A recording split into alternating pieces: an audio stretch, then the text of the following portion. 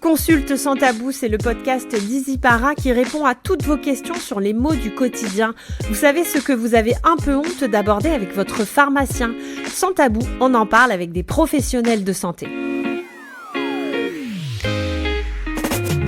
Aujourd'hui, on aborde un sujet universel mais souvent tabou, les flatulences et les ballonnements.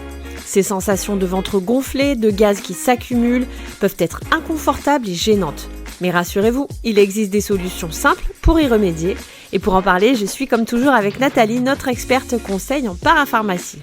Effectivement, les gaz et les ballonnements sont des phénomènes naturels. En moyenne, une personne émet entre 13 et 21 gaz par jour. Cependant, certains facteurs peuvent augmenter cette production et provoquer des inconforts. Parmi les causes courantes, on va retrouver l'aérophagie, c'est-à-dire c'est de l'air qui rentre en mangeant, par exemple pour les personnes qui mangent trop vite, en mâchant des chewing-gums ou tout simplement en buvant avec une paille. Et oui, ça peut entraîner une accumulation de gaz. L'alimentation, les aliments riches en sucre complexe comme les légumineuses ou certains légumes peuvent fermenter dans l'intestin et provoquer des gaz. On le sait aussi, le stress peut perturber la digestion et favoriser des ballonnements. Et aussi, la constipation, elle ralentit le transit intestinal, ce qui peut entraîner une accumulation de gaz.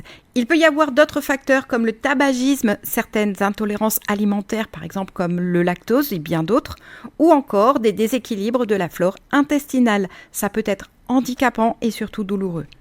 Et alors, quelles sont les solutions pour soulager ces inconforts ? Plusieurs approches peuvent être mises en place. On va commencer par les compléments alimentaires. Et notamment, on va retrouver la glutamine, les enzymes digestives, les probiotiques qui peuvent aider à réduire les gaz et améliorer la digestion. Au niveau des plantes, on va avoir le fenouil, la menthe poivrée, la camomille qui aident à maintenir le confort digestif, à réduire les ballonnements et venir soutenir les actions contre les spasmes. Il faut modifier ses habitudes alimentaires, manger lentement, éviter les aliments fermentescibles, réduire les boissons gazeuses, pratiquer une activité physique régulière, tout simplement marcher après le repas pour stimuler le transit. Et aussi le stress, pratiquer des techniques de relaxation ou de respiration qui peuvent être très bénéfiques.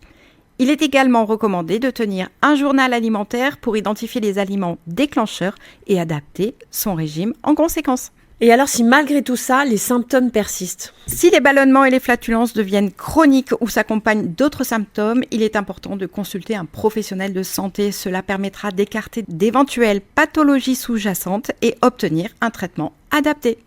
Eh bien merci Nathalie pour ces précieux conseils. Retrouvez comme toujours notre sélection de produits pour le confort digestif sur easypara.fr.